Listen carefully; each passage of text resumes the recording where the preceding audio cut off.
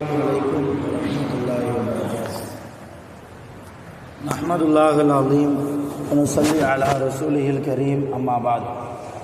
அன்பான பெரியோர்களே, ஜமாத்தார்களே, அல்லாஹ்வின் கிருபையால் ஃபஜ்ருடைய தொழுகையை தொழுதுவிட்டு குர்ஆனின் விளக்கங்களை தெரிந்து கொள்வதற்காக நாம் அமர்ந்திருக்கிறோம். ரப்பு சுப்ஹானஹு வ தஆலா நம்முடைய எல்லா அமல்களையும் பரிபூர்ணமாக கபூல் செய்வானாக. இன்றைய நாளை கைரு பரக்கத்துகள் நிறைந்த நாளாக, கெட்ட முடிவுகள், முசீபத்துகள், ஷைத்தான்களுடைய தீங்குகள், உலகத்தின் ஆபத்துகளை விட்டும் பாதுகாப்பு பெற்ற நாளாக அல்லாஹ் நமக்கு அமைத்து தருவானாக. ஆமீன். அருமையானவர்களே, வல் அஸ்ர் என்கிற சூரா 3 ஆயத்துகளை கொண்ட இந்த சூறாவை பற்றி இன்றைக்கு நாம் தெரிந்து கொள்வதற்கு இருக்கிறோம். அல்லாஹ் அந்த சூறாவில் சொல்கிறான், வல் அஸ்ரி, காலத்தின் மீது சத்தியமாக, இன்னல் இன்சான, நிச்சயமாக மனிதர்கள், லஃபீ ஹுஸ்ரின், நஷ்டத்திலேயே இருக்கிறார்கள், இல்லல்லதீன ஆமனு வ அமிலு ஸாலிஹாத் வதவாஸவ் பில் ஹக்கி வதவாஸவ் பிஸ் ஸப்ரி, ஈமான் கொண்டு நல்ல அமல்களை செய்து ஒருவருக்கொருவர் உண்மையை கொண்டு உபதேசம் செய்து ஒருவருக்கொருவர் பொறுமையை கொண்டும் உபதேசம் யார் செய்து கொள்கிறார்களோ அப்படிப்பட்ட மனிதர்களை தவிர எல்லா மனிதர்களும் நஷ்டத்திலேயே இருக்கிறார்கள் என்று அல்லாஹ் மொத்தம் இந்த 3 ஆயத்துகளை கொண்ட ஒரு சிறிய சூறா. அருமையானவர்களே, இந்த சூறாவிலே முதலாவது ஆயத்தில் அல்லாஹ் சத்தியமிட்டு சொல்கிறான், வல் அஸ்ரி, காலத்தின் மீது சத்தியமாக மனிதன் நஷ்டவாளியாக இருக்கிறான், நஷ்டத்திலேயே இருக்கிறான். எப்படிப்பட்ட மனிதனை தவிர? ஈமான் கொண்டிருக்க வேண்டும், நல்ல அமல்கள் செய்திருக்க வேண்டும், பொறுமையாக இருக்க வேண்டும், உண்மையை பேசக்கூடியவர்களாக இருக்க வேண்டும். இந்த 4 தன்மை எந்த மனிதர்களிடத்தில் இருக்கிறதோ அப்படிப்பட்ட மனிதர்களை தவிர மீதமுண்டான எல்லா மனிதர்களும் நஷ்டத்திலேயே இருக்கிறார்கள் என்கிறான் அல்லாஹ். இப்போ உலகத்தில் மனிதனாக படைக்கப்பட்ட நாம் ஒன்று ஈமான் கொண்டிருக்கணும். ஈமான் கொண்டால் மட்டும் போதாது, நல்ல அமல்கள் செய்யணும். லா இலாஹ இல்லல்லாஹ் முஹம்மதுர் ரசூலுல்லாஹ் என்ற ஈமான் கொண்டால் மாத்திரம் போதாது, நல்ல அமல் தொழணும், நிறைய தர்மம் கொடுக்கணும், நிறைய உபரியான வணக்கங்கள், நஃபிலான தொழுகைகள், சுன்னத்தான தொழுகைகள், நிறைய தான தர்மங்கள், இல்லையா, அல்லாவுக்கும் அல்லாவுடைய ரசூலுக்கும் பிடித்தமான நிறைய நல்ல அமல்கள், திக்ர் செய்வது, குர்ஆன் ஓதுவது, ஏழை எளியவர்களுக்கு உணவு கொடுப்பது, இல்லாதவர்களுக்கு உதவி செய்வது போன்ற நல்ல அமல்களில் ஈடுபட வேண்டும். சரி, ஒரு ஆள் ஈமான் கொண்டிருக்கிறார், நல்ல அமலும் செய்கிறார், ஆனால் எந்நேரமும் பொய் பேசுகிறார் என்றால் அவர் நஷ்டவாளி. பொய் பேசக்கூடாது, உண்மையை பேச வேண்டும். ரசூலுல்லாஹ் சொன்னாங்க, குலில் ஹக்க வலவுக்கான முர்ரா, கசப்பாக இருந்தாலும் உண்மையை பேசு. உன் தாய் தந்தையாக இருந்தாலும் நீ உண்மையை பேசு. உன் மனைவி பிள்ளையாக இருந்தாலும் உண்மையை பேசு. உன் உறவுக்காரர்களுக்கு மத்தியில் நீ சத்தியத்தையே பேசு. ஒரு மூமின் எக்காரணத்தை கொண்டோம் பொய் பேசக்கூடிய மனிதனாக இருக்க முடியாது. அப்படி இருந்தால் அவர் நஷ்டவாளி. அல்லாஹ் சொல்கிறார், ஒரு மூமின் பொய் பேசக்கூடாது. அல் கிதுபு யாக்குலுல் ஈமான், பொய் இருக்கிறதே ஈமானை தின்றுவிடும். பொய் ஈமானை சாப்பிட்டு விடும். இன்னைக்கு வியாபாரத்திற்காக பொய் பேசுகிறோம், இல்லையா? நல்ல வியாபாரம் ஆகணும் என்பதற்காக தரமில்லாத பொருளை தரமான பொருள் என்று சொல்லி பொய் பேசி வியாபாரம் செய்கிறோம், அதிலே லாபத்தை ஈட்டுகிறோம். குடும்பத்தில் பொய் பேசுகிறோம், நண்பர்களுக்கு மத்தியில் பொய் பேசுகிறோம். பொய் பேசக்கூடிய பிள்ளைகளாக நம்முடைய பிள்ளைகளை நாம் உருவாக்குகிறோம். எப்படி ஈமான் இருக்கும்? ரசூல் அல்லாஹ் சொன்னான், வதவாஸவ் பில் ஹக்கி, ஒருவருக்கொருவர் உண்மையை கொண்டே உபதேசித்துக் கொள்ளுங்கள், உண்மையை கொண்டே நீங்கள் நடந்து கொள்ளுங்கள். 4வது தன்மை அல்லாஹ் சொன்னா ஈமான்தாரிகளுக்கு, வதவாஸவ் பிஸ் ஸப்ர், எவ்வளவு சோதனைகள் வந்தாலும், எவ்வளவு வேதனைகளை அல்லாஹ் தந்தாலும், எவ்வளவு கோபம் நமக்கு வந்தாலும் அந்த நேரத்தில் பொறுமையாக இருக்கணும். பொறுமை இருக்கிற பெரிய நிஅமத் அது. பொறுமை என்பது அல்லாஹ்வுடைய மிகப்பெரிய அருள் கொடை. பொறுமை இல்லாவிட்டால் மனிதன் அழிந்து போகிறான், மனிதன் ஹலாக்காக போகிறான். பொறுமை அல்லாஹ் எல்லோருக்கும் கொடுப்பதில்லை, தான் நாடியவர்களுக்கு தான் அல்லாஹ் என்ன செய்கிறான், பொறுமையை வழங்குகிறான். நபி மூசா அலைஹிஸ்ஸலாம் அவர்கள் தன் சமூக மக்களோடு பேசி கொண்டிருக்கிற போது ஒரு வார்த்தையை சொன்னாங்க. என்ன வார்த்தை? அல்லாஹ் எனக்கு எல்லா நிஅமத்தையும் தந்திருக்கிறான், எல்லா கல்வி அறிவும் அல்லாஹ் எனக்கு தந்திருக்கிறான், எல்லா ஆற்றலும் எனக்கு இருக்குது அப்படின்னு சொன்னாங்க. உடனே அல்லாஹ் சொன்னா, மூசாவே அவசரப்படாத, உனக்கு எல்லாத்தையும் நான் தரல, ஒரே ஒரு குணத்தை மட்டும் நான் உனக்கு தராமல் விட்டுருக்கேன். ஒரே ஒரு நிஅமத், அது என்னுடைய அருள், ஒரே ஒரு அருளை மட்டும் நான் உனக்கு தரல. இப்போ மூசா நபி கேட்டாங்க, அது என்ன அருள்?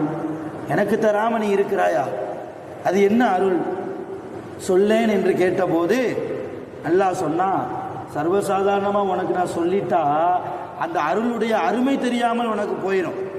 அதனால் கடல் பகுதிக்கு செல். பெரிய சம்பவம். புகாரி என்கிற கித்தாபு, அரபி கித்தாபு எடுத்து பார்த்தீங்கன்னா இவ்வளோ பெருசு ஒரு பக்கம். அதில் 2 பக்க அளவுக்கு இந்த சம்பவம் இடம்பெறுகிறது. ஹதீஸ், மிக ஆதாரப்பூர்வமான ஹதீஸ். சுருக்கமாக சொல்கிறேன். கடலில் பயணப்பட்டு அங்கே ஒரு ஆள் இருப்பார், அவர்கிட்ட போய் கேட்டுக்கொண்டா அல்லாஹ். நேராக போனாங்க மூசா அலைஹிஸ்ஸலாம். அந்த நபரை பார்த்தாங்க. அந்த நபர் மூசா நபியை பார்த்துட்டு, அந்த மூசா, நீ தான் மூசாவான்னு கேட்டாங்க. யார்? அந்த கடலில் இருக்கிறவர், ஏதோ ஒரு தீவில் இருக்கிறார். அவர் இன்றைக்கும் அவர் உயிரோடு இருக்கிறார். யார் தெரியுமா?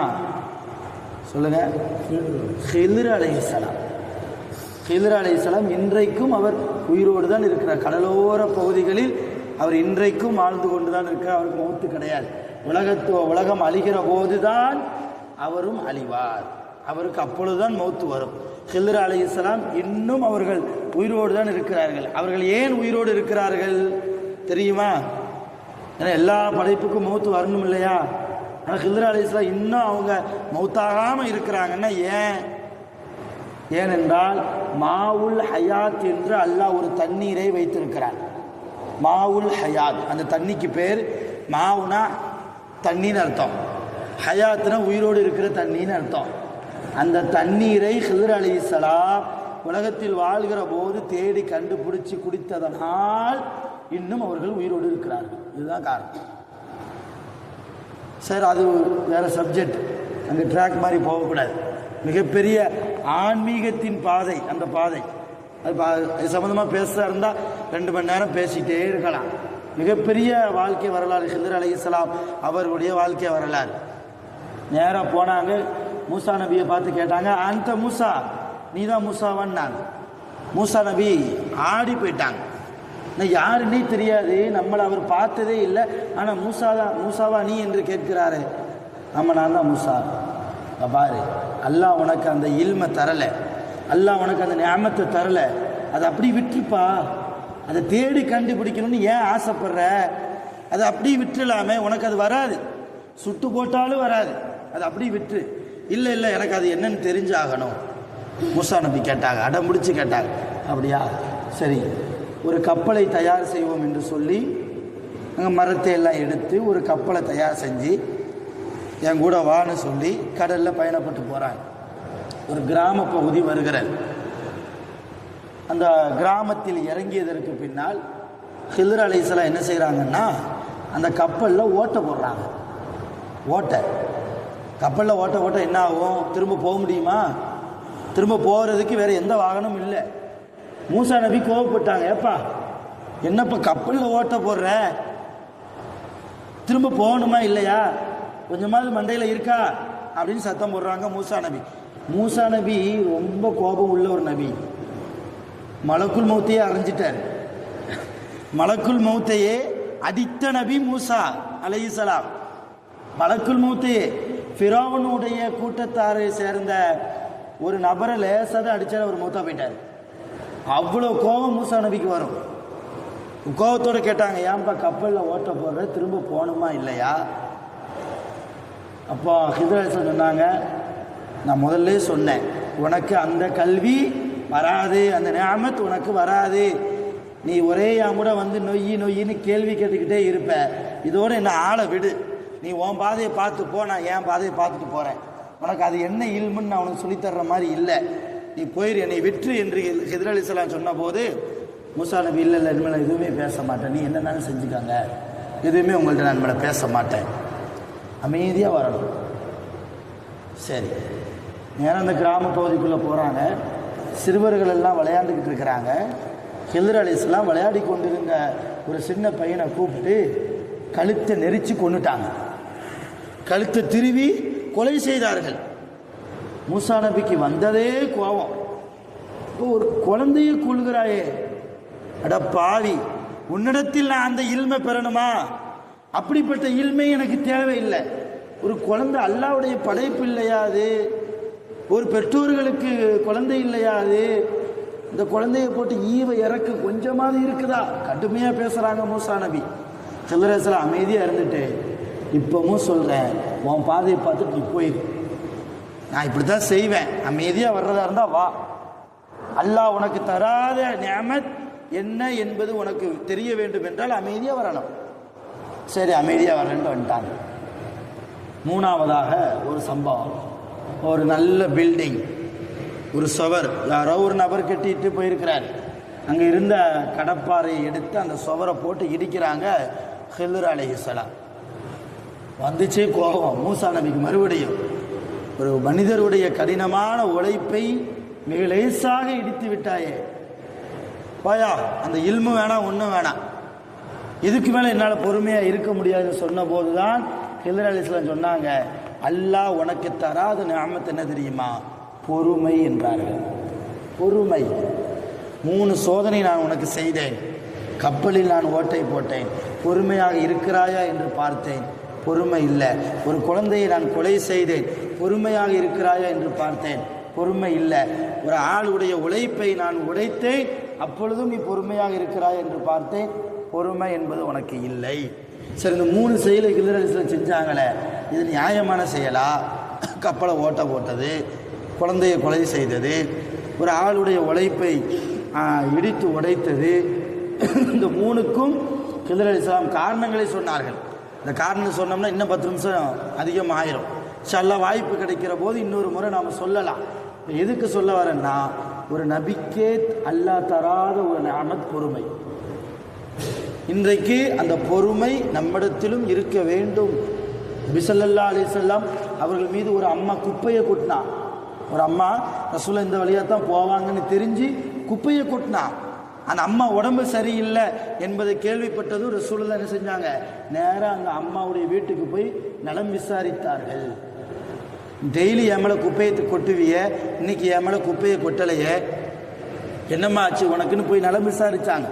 அந்த அம்மா ரசூலுல்லாஹ்வுடைய பொறுமையை பார்த்து ஈமானுக்குள்ளே வந்தான், முஸ்லிமான பெண்ணாக மாறினான். இப்போ பொறுமை என்பது கடலை விட பெரியதுன்னு சும்மா சொன்னாங்க. அந்த பொறுமை வாழ்க்கையில் எவ்வளவு சோதனை தந்தாலும், அல்லாஹ்வால் நமக்கு சோதனை வந்தாலும் வேதனைகள் வந்தாலும் எல்லா நேரத்திலும் பொறுமையோடு நாம் அதை கடந்து செல்ல வேண்டும். ரப்பு சுப்ஹானஹு வ தஆலா குர்ஆனின்படி வாழ்வதற்கு அருள் செய்வானாக, ஹதீஸின்படி நடப்பதற்கு அல்லாஹ் அருள் செய்வானாக. பொறுமையுள்ள சாபிரீன்களுடைய கூட்டத்தில் நாளை கியாமத் நாளில் நம் அனைவர்களையும் அல்லாஹ் ஒன்று சேர்த்து வைப்பானாக. ஆமீன் ஆமீன் யா ரப்பல் ஆலமீன். ஆகிரு தஅவானா அல்ஹம்துலில்லாஹி ரப்பில் ஆலமீன். சுப்ஹானல்லாஹி வ பிஹம்திஹி அஷ்ஹது அன் லா இலாஹா இல்லா அன்த அஸ்தக்ஃபிருக வ அத்தூபு இலைக். ஆமீன். சுப்ஹான ரப்பிக ரப்பில் இஸ்ஸத்தி அம்மா யசிஃபூன் வ ஸலாமுன் அலல் முர்ஸலீன். அல்ஹம்துலில்லாஹி ரப்பில் ஆலமீன். ஸல்லல்லாஹு அலா முஹம்மத் ஸல்லல்லாஹு அலைஹி வஸல்லம். ஸல்லல்லாஹு அலா முஹம்மத் ஸல்லல்லாஹு அலைஹி வஸல்லம். ஸல்லல்லாஹு